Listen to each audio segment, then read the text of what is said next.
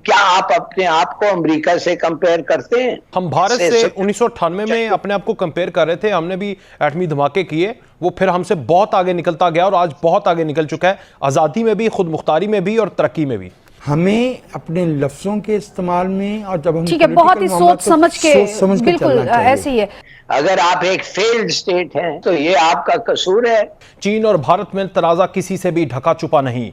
दोनों मुल्क तो जंगें लड़ चुके हैं, एक दूसरे के इलाके पर अपनी मिल्कियत का दावा भी करते हैं। 2020 में वादी गलवान में भारत और चीन की फौजों के दरमियान झड़प हुई थी और इसी वाक़े के बाद से दोनों ममालिक में शदीद कशीदगी भी है। भारत की जानिब से चीन और हांगकांग की कंपनीज पर पाबंदियां भी लगाई गईं, लेकिन इसके बावजूद ना सिर्फ भारत चीन तजारत जारी रही, बल्कि अब भारतीय वजीर आजम नरेंद्र मोदी चीनी सदर की दावत पर ब्रिक्स समिट में भी शिरकत करेंगे। ब्रिक्स ब्राजील, रूस, इंडिया, चीन और साउथ अफ्रीका का मुखफ़फ़ है। यह दुनिया के 5 बड़े तरक्की पजीर ममालिक की तंजीम है और चीनी सदर शी जिनपिंग की दावत पर नरेंद्र मोदी इसके इजलास में शिरकत करेंगे, जो वर्चुअल फॉर्मेट पर होगी, यानी कि ऑनलाइन होगी। ये पेशरफ साबित करती है कि भारत और चीन अपने खारजा ताल्लुकात का तायुन जज्बात की बुनियाद पर नहीं बल्कि ज़मीनी हक़ाइक़ की बुनियाद पर करते हैं। चीनी सदर भारतीय वज़ीर आज़म को दावत दे रहे हैं, भारतीय वज़ीर आज़म वो दावत कबूल कर रहे हैं। हालांकि भारत तो अमेरिका, ऑस्ट्रेलिया और जापान के साथ इस क्वाड ग्रुप में भी शामिल है, जो गैर रस्मी तौर पर चीन के खिलाफ है। इसी क्वाड ग्रुप का हिस्सा रहते हुए भारत रूस से सस्ता तेल भी खरीद रहा है और रूसी कोयले की खरीदारी में भी रिकॉर्ड इजाफा कर चुका है। जर्मन नशरियाती इदारे डॉन्चे वेले के मुताबिक भारत रोजाना रूस से $1,65,00,000 का कोयला खरीद रहा है। दूसरी तरफ पाकिस्तान है, जहां जज्बाती अंदाज में बताया जाता है कि हमारे खिलाफ तो साजिश हो गई है, रूस तो हमें सस्ता तेल दे रहा था लेकिन अमेरिकी दबाव पर हुकूमत सस्ता तेल नहीं खरीद रही। यही तनकीद जब भारत पर की गई कि यूक्रेन जंग के बाद वो रूस से तेल क्यों खरीद रहा है, तो उसके जवाब में भारत का मौक़िफ़ बहुत ही दो टोक और वाज़ेह था कि जो मसला यूरोप का है ज़रूरी नहीं कि वही मसला भारत का भी हो। और रूस की यूक्रेन पर चढ़ाई के बाद से तो यूरोप और अमेरिका रूस के शदीद मुखालिफ हो चुके हैं। अमेरिका ने रूस से तेल और गैस की बरामद पर मुकम्मल पाबंदी आयद कर दी थी, लेकिन इस पाबंदी के बावजूद भी यूरोप ने जज्बात की बजाय ज़मीनी हक़ाइक़ को मुकद्दम रखा।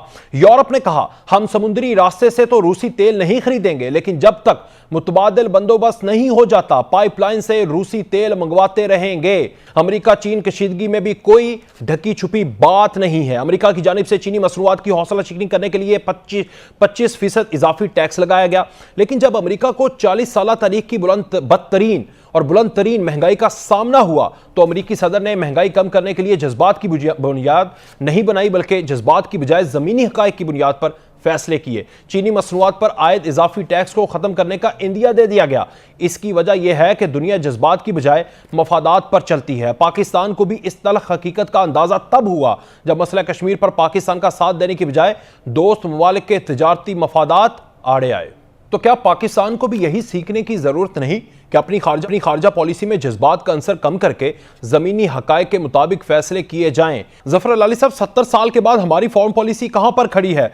जज्बात की बुनियाद के ऊपर जलसों के अंदर हम यूरोप को भी बुरा भला कह देते हैं, रूस की तरफ हम जाते हैं, लेकिन बाद में ये पूरी की पूरी कंपेन बना देते हैं कि अमेरिका ने हमारे खिलाफ साजिश की। हम मफादात को सामने क्यों नहीं रखते? जज्बात की बुनियाद के ऊपर, लोगों के सेंटीमेंट की बुनियाद के ऊपर फॉरेन पॉलिसी को डिस्कस करते हैं।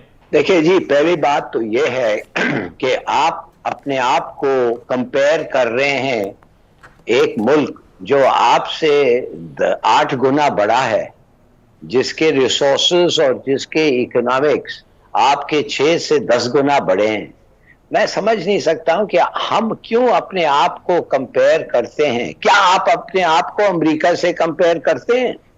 नहीं सर। क्या आप कह सकते हैं कि दूसरे मुल्कों को उसी तरह? हम भारत से 1998 में अपने आप को कंपेयर कर रहे थे, हमने भी एटमी धमाके किए, वो फिर हमसे बहुत आगे निकलता गया और आज बहुत आगे निकल चुका है, आज़ादी में भी, खुद मुख्तारी में भी और तरक्की में भी। हाँ, तो ये आपका कसूर है। और जब आप पीछे रह जाते हैं तो दूसरे मुल्क जो हैं वो आपको वो अंदाज से नहीं देखते हैं जो आप समझते हैं उनको देखना चाहिए। अगर आप एक फेल्ड स्टेट हैं तो फिर आप एक फेल्ड स्टेट में नजर, दूसरे लोग भी आपको ऐसे ही पाएंगे। ये कोई दोस्ती और दुश्मनी की बात नहीं है। जो फेल्ड स्टेट है, वैसे तो ये वैसे ही हुबुल वतनी रखने वालों के लिए बड़ा धचका है, लेकिन क्या हमने ये मान लिया है? हमारे हुक्मरानों ने मान लिया या वाकई इस नहज पर पहुंच चुके हैं हम? माना या नहीं माना, ऑब्जेक्टिव असेसमेंट ये है कि आप एक अनसक्सेसफुल स्टेट रहे हैं। आप वैसे आप बैंकरप्ट हैं, अपने आप को खिला नहीं सकते। आप अपने आप को डिफेंड तो कर सकते हैं कुछ हद तक, मगर फिर भी डिफेंस के भी लिए आपके को अच्छे दोस्त चाहिए। कहने की बात यह है कि अगर जो स्टेट खुद कफील हो और बिल्कुल किसी और स्टेट की दोस्ती या उसकी इमदाद की जरूरत ना हो, और एक दूसरा स्टेट जिसके दुश्मन के लैंडेड फोर्स 4 गुना हो, एयरफोर्स 6 गुना हो और नेवी 8 गुना हो, क्या आप समझते हैं कि दूसरे मुल्क समझते हैं कि इनको आपको इक्वेट करते हैं, इक्वल स्टेटस देते हैं? नहीं देते। तो रियलिज्म होना चाहिए, ये किस्म की बात के ऑल स्टेट्स आर इक्वल। हाँ, क्या इस मुल्क में हर आदमी बराबर है? हम सब इक्वल हैं? बिल्कुल नहीं है। तो आप क्यों समझते हैं कि स्टेट्स जो हैं अपने आप को इक्वल समझते हैं? वो भी ऐसे नहीं समझते हैं। सवाल एक्चुअली ये है कि आप क्यों कर रहे हैं जो आप कर रहे हैं, रीजंस दें। ये कोई जनरल थियरी ना निकालें। मिसाल के तौर पे आप कहते हैं कि हम हिंदुस्तान को इग्नोर कर रहे हैं। मैं कहता हूं हिंदुस्तान को आप अगर इग्नोर ना कर रहे हैं तो आप किसको नाखुश करेंगे? अपने लोगों को नहीं करेंगे ना। आपके अपने लोग कहते हैं कि जो मुल्क में मुसलमान शिकार होता है, जिस मुल्क में आप और मैं अगर तीतर के शिकार पे जाते हैं, वो मुसलमानों के शिकार पे जाते हैं, मस्जिदें तोड़ते हैं।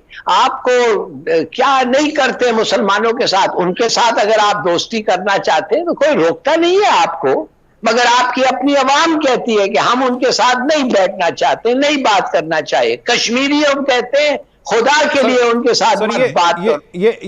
सर ये सिर्फ ये जो जज्बातियत वाले इशू हैं, क्या ये हमारे पास ही रह गए?